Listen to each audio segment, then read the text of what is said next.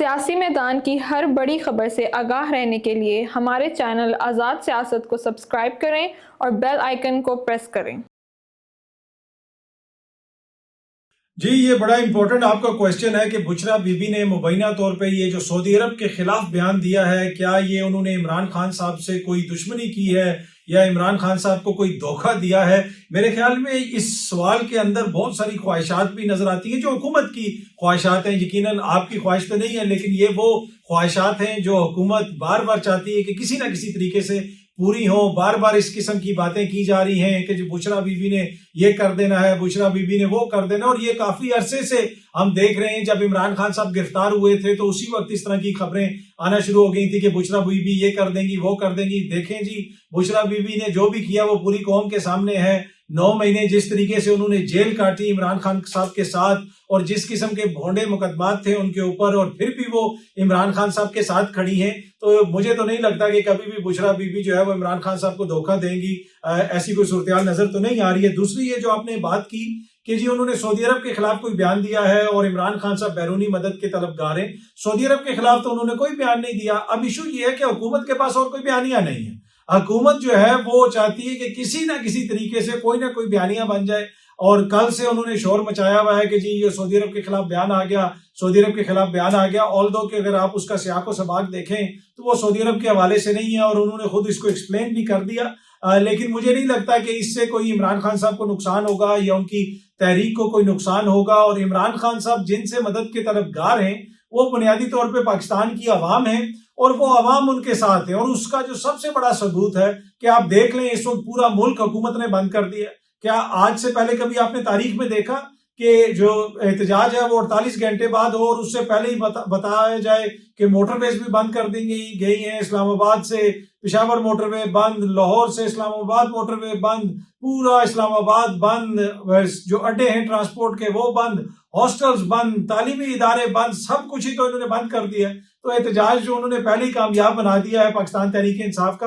پر any way میرا نہیں خیال کہ وہ سعودی عرب کے خلاف کوئی بیان تھا۔ اب یہ وہ چائے کی پیالی کے اندر ایک طوفان برپا کرنے کی کوشش کی جا رہی ہے ان لوگوں کی جانب سے جو اس وقت بنیادی طور پہ سیاسی طور پہ یتیم ہیں، اور ان کو کسی بیانیے کی ضرورت ہے۔ جی یہ جو آپ نے کورٹ کے آرڈر کا ذکر کیا کہ اسلام آباد ہائی کورٹ نے حکم دیا ہے کہ کوئی احتجاج یہاں پہ نہیں ہوگا، اور اس کے بعد کیا پاکستان تحریک انصاف کا احتجاج ہو سکے گا؟ دیکھیں، پاکستان تحریک انصاف کا احتجاج تو کل آنا ہے، سنڈے والے دن آنا ہے، لیکن یہاں پہ اس سے پہلے حکومت نے کیا کر دیا؟ اس وقت میرے خیال میں اب لگتا یہ ہے کہ کچھ ہی دیر میں یہ اناؤنسمنٹ ہوگی کہ حکومت نے فضائی حدود بھی بند کر دی ہیں۔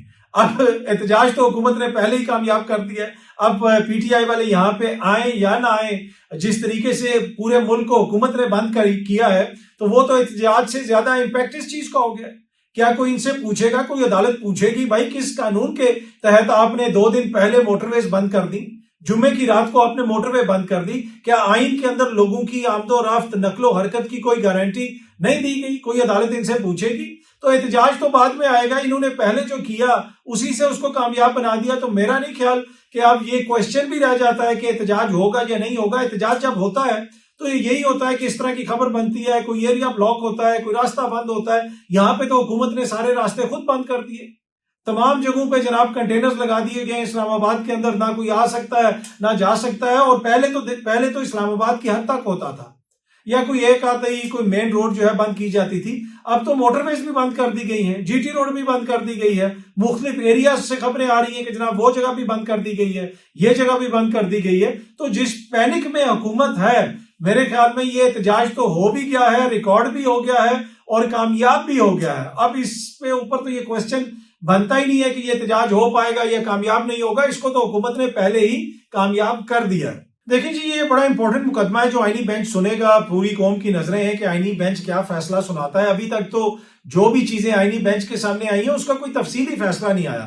میرے خیال میں سب کی نظریں ہوں گی کہ آئینی بینچ کوئی فیصلہ سنائے اور اس کے تشریح بھی کرے، 25-30 صفحوں کا کوئی فیصلہ ہو، اس کو پڑھیں، ہمیں بھی آئین کو سمجھنے میں آسانی ہو۔ ابھی تک تو جو بھی فیصلے آئے ہیں، کسی کی اپلیکیشن مسترد ہو گئی یا کسی پہ جرمانہ ہو گیا یا اس کو کوئی تاریخ ڈال دی گئی، تو ابھی تک کوئی آئین کی تشریح تو اس طرح ہمیں دیکھنے کو نہیں ملی آئینی بینچ سے۔ تو ہر کوئی دیکھ رہا ہے، ہم بھی انتظار کر رہے ہیں کہ آئینی بینچ سے کوئی نہ کوئی فیصلہ تو آئے گا۔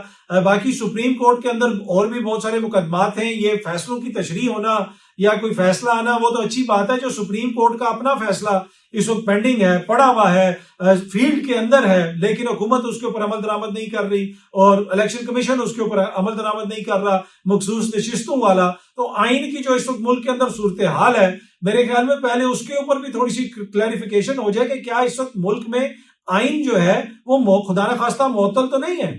جس طرح کی باتیں ہوتی ہیں, عمران خان صاحب کی ہائی کورٹ سے ضمانت ہوئی, یہ جہاں پہ آئینی بینچ بیٹھا ہوا ہے اس سے چند گز کے فاصلے کے اوپر اسلام آباد ہائی کورٹ ہے, وہاں سے عمران خان صاحب کی ضمانت ہوئی اور ٹی وی پہ بیٹھ کے سینئر حکومتی شخصیات نے کہا کہ ضمانت ہو گئی ہے لیکن رہائی نہیں ملے گی.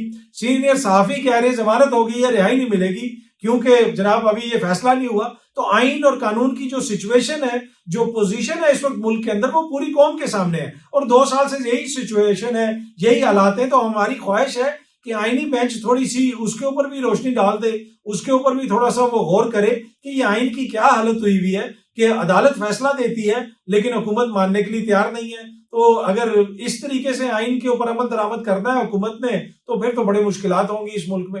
دیکھیں, یہ جو آپ کا کوشچن ہے کہ سینئر صحافی کا عمران خان صاحب کی یہ خبر ہے, ان کے مطابق کراچی کی جو کاروباری شخصیات کی ملاقات ہوئی آرمی چیف صاحب سے, اس میں انہوں نے کافی زیادہ تشویش کا اظہار کیا ہے, تحفظات کا اظہار کیا ہے سندھ میں جو کرپشن ہوتی ہے اس کے اوپر. یہ بڑا امپورٹنٹ کوشچن ہے. اب مسئلہ یہ ہے کہ جو کاروباری شخصیات نے آرمی چیف کو بتایا ہے اس میں بہت ساری باتیں وہاں سے رپورٹ ہو رہی ہیں. انہوں نے یہ بھی ان سے عرض کی کہ آپ کراچی کو اون کر لیں, یہاں پہ بیوروکریسی کرپشن کرتی ہے, یہاں پہ ہر جگہ پہ ہمیں پیسہ دینا پڑتا ہے, بہت سارے مسائل ہیں پر. یہ وہ ساری چیزیں جو سال سے ہم سن رہے ہیں. یہی ہمارے بھائی جو بزنس مین ہیں, یہ پہلے جو پچھلے آرمی چیف تھے ان کو بھی بتاتے رہے, عمران خان صاحب کو بھی بتاتے رہے, انوار اللہ کاکڑ صاحب سے ملاقات ہوئی تب بھی بتاتے رہے.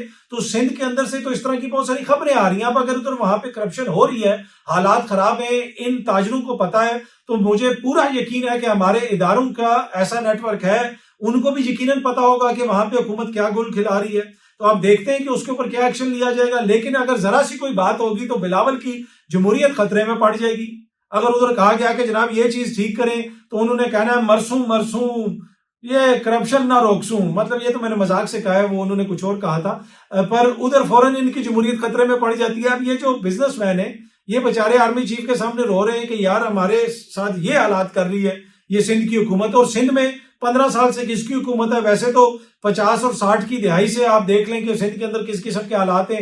60 کی دہائی سے تو بھٹو خاندان وہاں پہ بیٹھا ہوا ہے, لیکن سندھ میں جو حالت ہے وہ ہمارے سامنے ہے. تو وہاں پہ بہت زیادہ مسائل ہیں, وہاں پہ بزنس مین کو بہت زیادہ مسائل ہیں.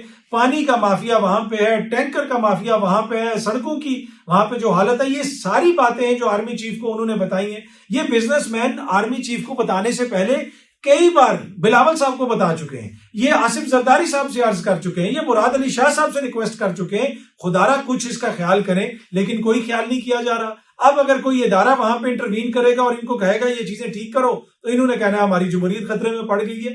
لیکن آپ جو یہ ہے کہ بلاول کے لیے یا ان کی حکومت کے لیے, پیپلز پارٹی کی حکومت کے لیے اس میں کوئی مسئلہ ہو سکتا ہے, میرا نہیں خیال کوئی مسئلہ ہوگا. جو کچھ بھی ہو رہا ہے وہ پوری قوم کے سامنے ہے, سب کے سامنے ہے. یہ کوئی آج کی بات تو نہیں ہے, سب کو پتا ہے کہ ان کی پرفارمنس کتنی اچھی ہے اور کتنی بری ہے. لیکن اس کے باوجود جو ہے یہ سب چل رہے ہیں, حکومت بھی ان کے پاس ہے اور الیکشن میں جو ان کی کارکردگی تھی وہ بھی سب کے سامنے ہے. اس کے باوجود حکومت ان کے پاس ہے. تو مجھے نہیں لگتا کہ کوئی بڑا ان کے لیے مسئلہ پیدا ہوگا.